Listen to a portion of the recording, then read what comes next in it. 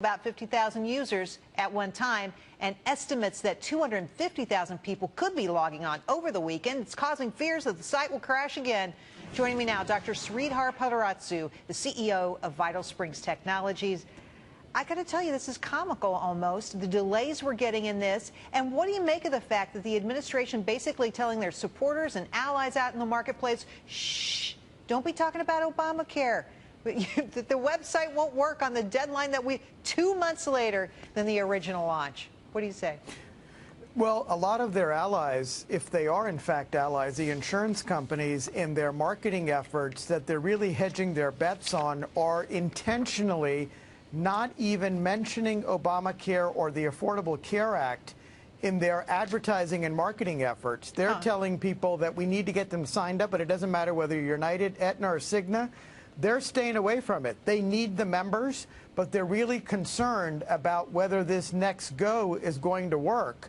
And they're trying other routes right now to get people to sign up. You know, that's a very good point. The insurance industry is really carving out its own path now because they feel like they're on the hook. They've promised they're going to participate. They've completely changed their business model to make this happen. And now that's right. It's not working, and there's nothing else they can do.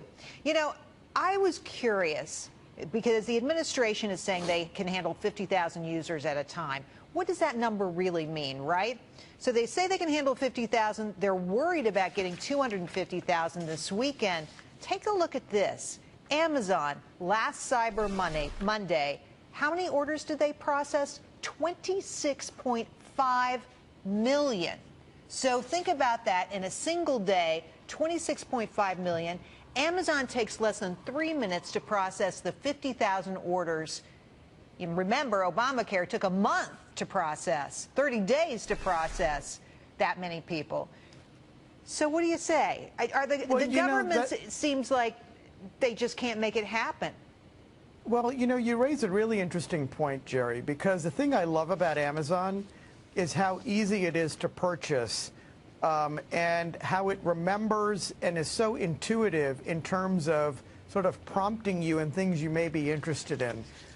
Even though the website may be able to handle 50,000 concurrent new registrants, the bigger problem is going to be once those people get through the registration of what's going to happen in order for them to actually be able to compare plans, for them to purchase a plan, and to know whether they're going to be eligible for a subsidy. As far as I know, so many the back end of the website isn't even done yet.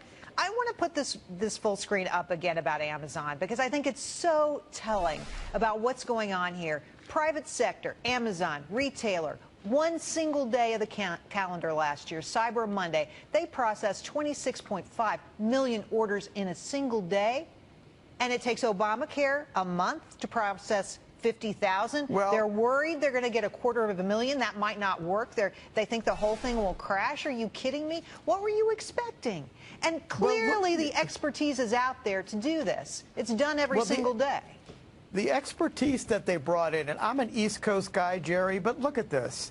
The expertise that they brought in, there's an East Coast mentality and a West Coast mentality. And I'll tell you that the East Coast mentality in terms of fixing technology, and some people may hate me for saying that, is so clunky that when you look at the success, metrics around that, but then look at the Tech Surge team in terms of who they called in, it's everybody from the West Coast. Well, so why? I think you make a good point, but look, Sreedhar, I think it's not East Coast, West Coast. I think it's West Coast, Washington, D.C., and that's the problem. That's the problem in a nutshell. Before you go, though, I want you to comment on the White House saying we're going to delay the small business exchange for a year. A year. Are you kidding?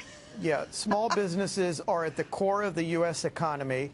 The small businesses have already made extensive changes based upon the requirements for part-time versus full-time workers. The fact that small businesses now cannot use the website in order to purchase is a major problem. And the next shoe to drop for small businesses will be them receiving cancellations from insurance companies or premium hikes, which is going to have a huge impact in terms of jobs as well as those that are looking for jobs. And this is extremely worrisome that they've now delayed it and making it harder for small businesses to, in fact, try to get health care for their employees if they choose to.